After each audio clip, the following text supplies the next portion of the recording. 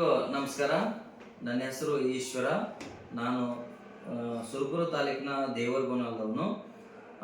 ನಾನು ಶ್ರೀ ಪ್ರಭು ಮಹಾವಿದ್ಯಾಲಯದಲ್ಲಿ ಕಲಾ ವಿಭಾಗದಲ್ಲಿ 2012ನೇ ಅಂತಿಮ ವರ್ಷದಲ್ಲಿ ಪಾಸಾಗಿ ಇಡೀ ವಿಶ್ವವಿದ್ಯಾಲಯಕ್ಕೆ 7ನೇ ರ್ಯಾಂಕ್ ಪಡೆದು ಇವಾಗ ಸರ್ಕಾರಿ ಮೊರಾರ್ಜಿ ದೇಸಾಯಿ ವಸತಿ ಶಾಲೆಯಲ್ಲಿ ದೈಹಿಕ ಶಿಕ್ಷಕನಾಗಿ ಕಾರ್ಯನಿರ್ವಹಿಸ್ತಿದ್ದೇನೆ.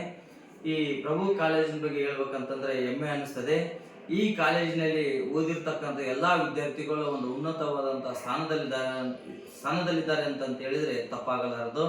ಎಷ್ಟೋ ಜನ ಪ್ರಾಧ್ಯಾಪಕರಾಗಿದ್ದಾರೆ, ಎಷ್ಟೋ ಜನ ಶಿಕ್ಷಕರಾಗಿದ್ದಾರೆ, ಎಷ್ಟೋ ಜನ ಪೊಲೀಸರಾಗಿದ್ದಾರೆ, ಎಷ್ಟೋ ಜನ ಪ್ರಥಮ ದರ್ಜೆ ಮತ್ತು ದ್ವಿತೀಯ ದರ್ಜೆ ಸಹಾಯಕರಾಗಿ ಸರ್ಕಾರಿ ಕೆಲಸದಲ್ಲಿದ್ದಾರೆ. ನಾನು ಈ ಒಂದು ಕಾಲೇಜು ಒಳ್ಳೆ ನನಗೆ ಭವಿಷ್ಯವನ್ನು ಕೊಟ್ಟಿದೆ.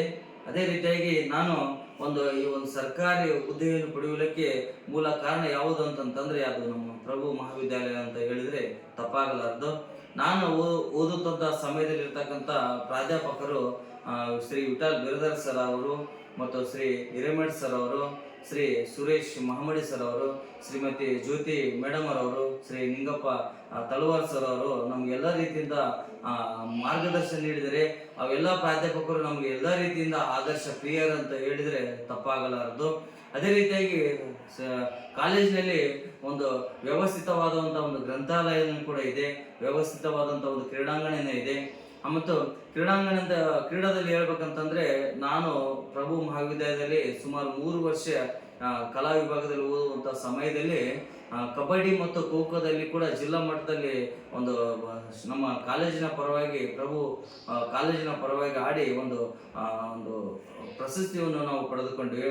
ಅಂತಹ ಸಮಯದಲ್ಲಿ ಕೂಡ ಮಾರ್ಗದರ್ಶನ ನೀಡಿದಂಥ ಡಾಕ್ಟರ್ ರಮೇಶ್ ಸರ್ ಅವರಿಗೆ ತುಂಬ ಹೃದಯದ ಧನ್ಯವಾದಗಳನ್ನು ಹೇಳ್ತೀನಿ. ಅದೇ ರೀತಿಯಾಗಿ ಅಲ್ಲಿ ಇರ್ತಕ್ಕಂಥ ಡಿ ಗ್ರೂಪ್ ನೌಕರರಿಗೆ ನಾನು ಈ ಸಮಯದಲ್ಲಿ ನೆನೆಸ್ಕೊಳ್ಬೇಕು.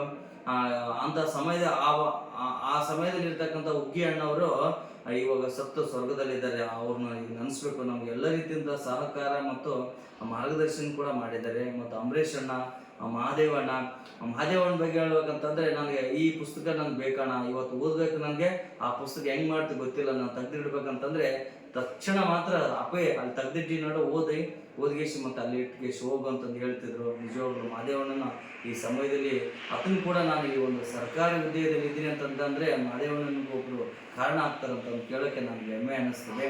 ಅದಕ್ಕೋಸ್ಕರ ನಾವು ಕಾಲೇಜು ಒಳ್ಳೆ ರೀತಿಯಿಂದ ಸುಸಜ್ಜಿತವಾದಂಥ ಒಂದು ವಾತಾವರಣ ಇದೆ.